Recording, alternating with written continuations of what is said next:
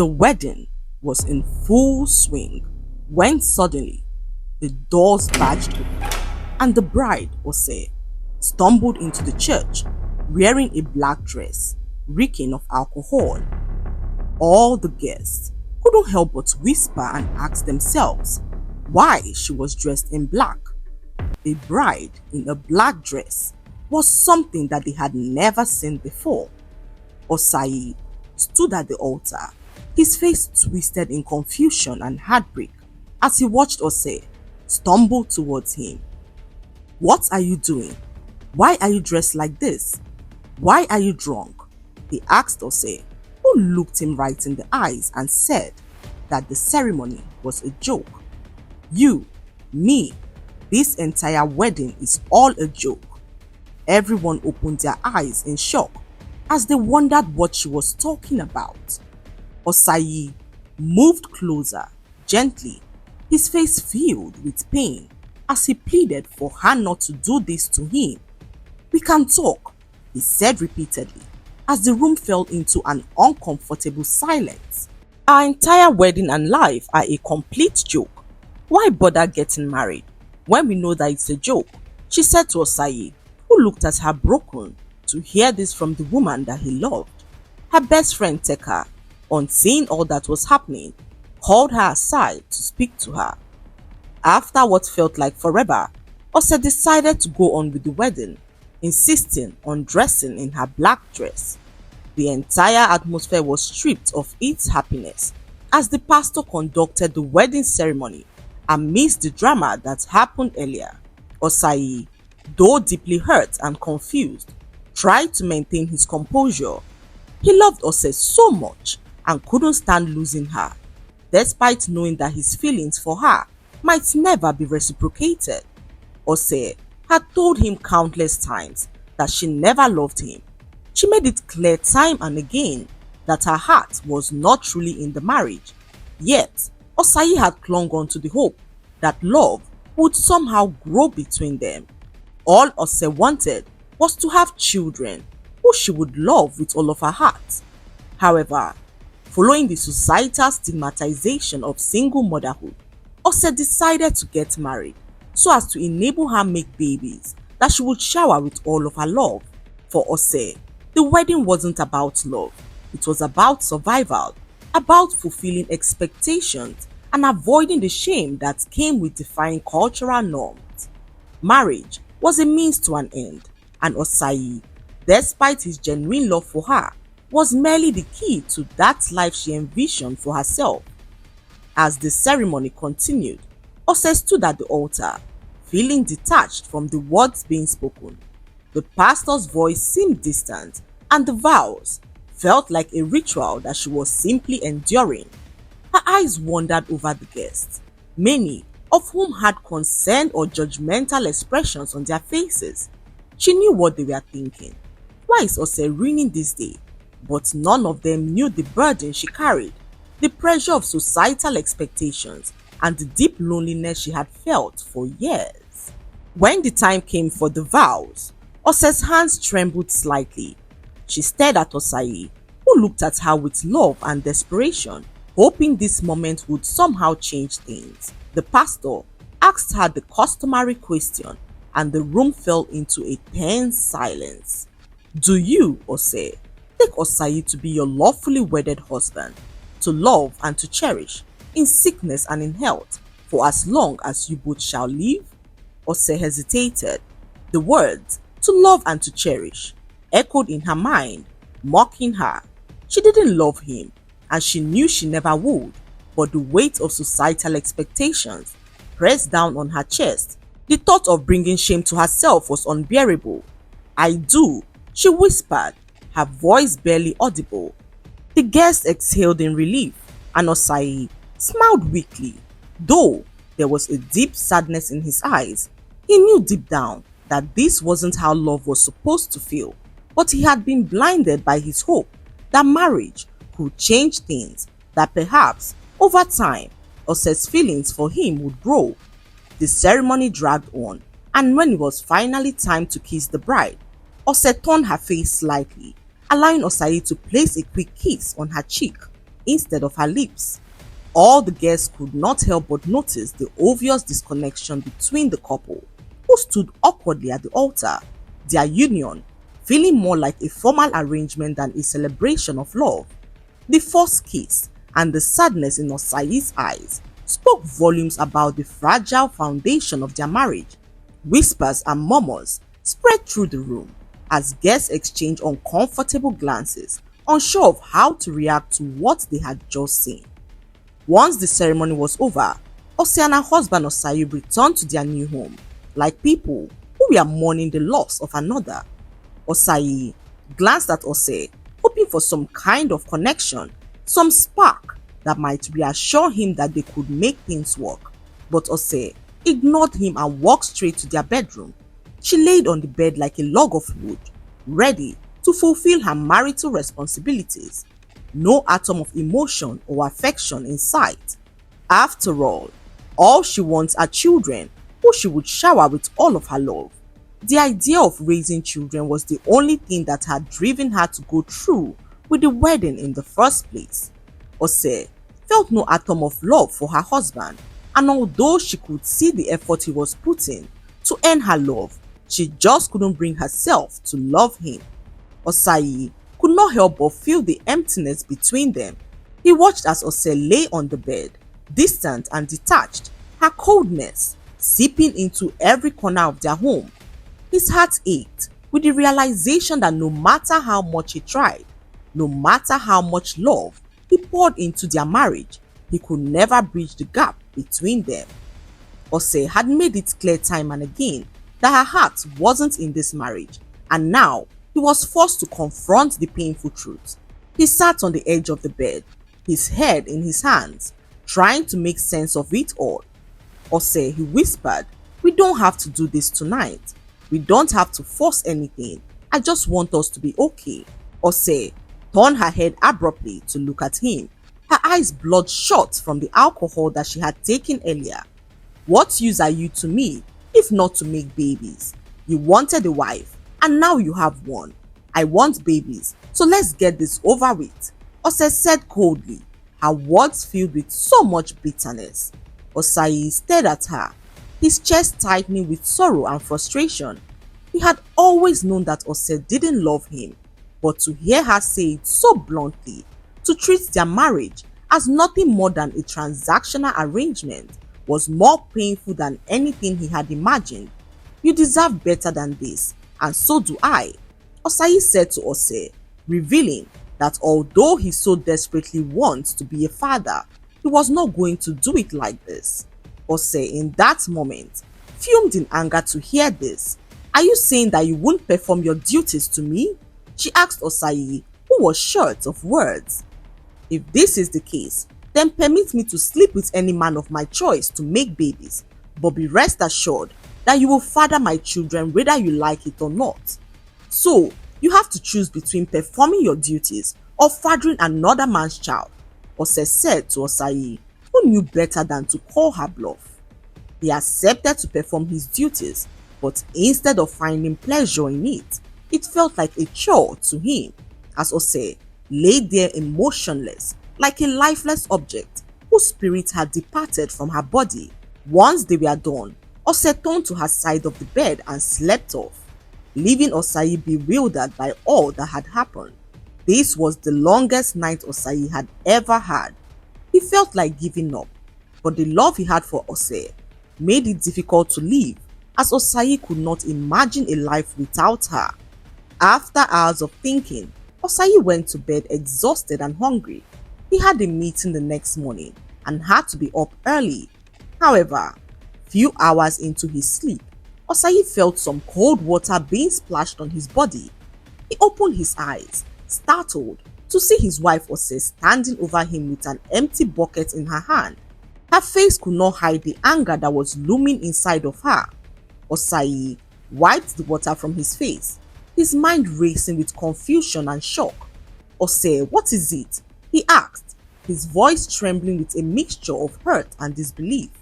Osei, with a frown on her face, yelled angrily at him, calling him a grunting pig. "Why are you snoring like a grunting pig?" she said to Osai, who who never knew that he snored. I can't be sleeping next to a pig at night, so pack up your things and go look for somewhere else to sleep, Ose said to Osai, who stood there in disbelief, drenched in cold water and trying to make sense of the situation. His heart sank as he realized just how much Ose resented him. He left the bedroom to the living room to sleep, knowing that he had an early start the next morning. When morning came, Osai woke up to realize that he was already late. Without wasting much time, he rushed off to work, forgetting some vital documents he needed for the presentation he had that morning. By the time he realized that he left the document, it was already an hour to his presentation. Osai quickly rushed home to realize that the house doors were locked and Ose was nowhere to be found. In a state of panic, Osai called Ose repeatedly on the phone, but Ose refused to pick his calls. Tension filled the atmosphere as Osai dropped several messages on her phone, narrating how urgent it was for her to return, but Ose read the messages and ignored them. A few minutes passed and Osai did not know what to do. He called up her friend Teka, who informed him that Ose was in the nearby salon fixing her nails. Osai was so livid as he rushed off to the salon and met Ose laughing and chatting with the nail technician.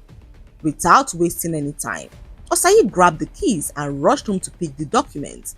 He had only a few minutes left before his presentation and rushed back to the office, just in time to make his presentation.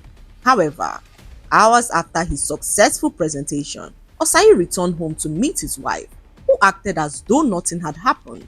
He sat in the living room, fed up of all that had been happening. He loved Ose so much, but did not know how long he would have to put up with her indifference towards their marriage. Ose, we need to talk, he said, looking right at her as she scrolled through her phone, looking so uninterested in anything he had to say. The tension in the air was thick, and the silence between them spoke louder than words. Osai took a deep breath and began speaking, even though she paid no attention to him. This isn't working. I've tried. I've given you everything, but it's clear you don't want this marriage, Osai said, hoping that she tells him otherwise. But Ose, without any atom of emotion, replied him saying that all she cares about was having children. Give me babies. That's all I ask for. You can do whatever you want to do with your life. I am not stopping you. All I need are children and for you to stand as a father figure to them. Any other thing, I am not interested, Ose said as she continued to scroll through her phone, not caring how her words pierced Osai's heart. Is that all you see me as, Ose? A means to an end? Osai asked, his voice breaking with a mix of sorrow and frustration. He had hoped for a spark of emotion, even if it was anger or pain, but Ose remained unbothered, her eyes glued to the phone in her hands. You knew from the beginning, Osai, she replied calmly, never lifting her gaze from the screen. I never wanted love or companionship. All I wanted was children, nothing more. You're the one who chose to believe in a fairy tale. Osai sat there in silence, absorbing her words. He had known from the beginning that Ose was reluctant, but he had convinced himself that love could change things, that over time, she could see the goodness in him and reciprocate his feelings. Now, he saw the stark reality of the situation. Ose didn't care, and she never would. I can't do this anymore, Ose, he said quietly, his voice steady. I love you, but I can't keep pretending that this is a marriage. I deserve more than just being a father figure in a loveless home. Ose finally looked up, her expression blank. Then leave, she said angrily. If you can't handle it, leave. Her words hung in the air like a heavy cloud, and for a moment, Osai felt a sharp pang of despair. The woman he had loved was gone, as all that remained was this cold, indifferent person who saw him only as a vessel for her desires. I'll leave then, Osai said, standing up angrily as he snatched his car keys from the table. Just as he was about leaving the door, he heard Ose scream out in pain, holding her stomach tightly. Osai froze at the sound of Ose's scream. He turned around and saw her doubled over, clutching her stomach, her face contorted with pain. His initial reaction was confusion. He wasn't sure if she was faking it or if it was another one of her cold manipulations, but the pain in her eyes was real, and instinctively, his concern took over. Ose, he shouted, rushing back to her side. What's wrong? Ose's face was pale, and her body shook as she struggled to speak. My stomach, she said as she continued to wince in pain.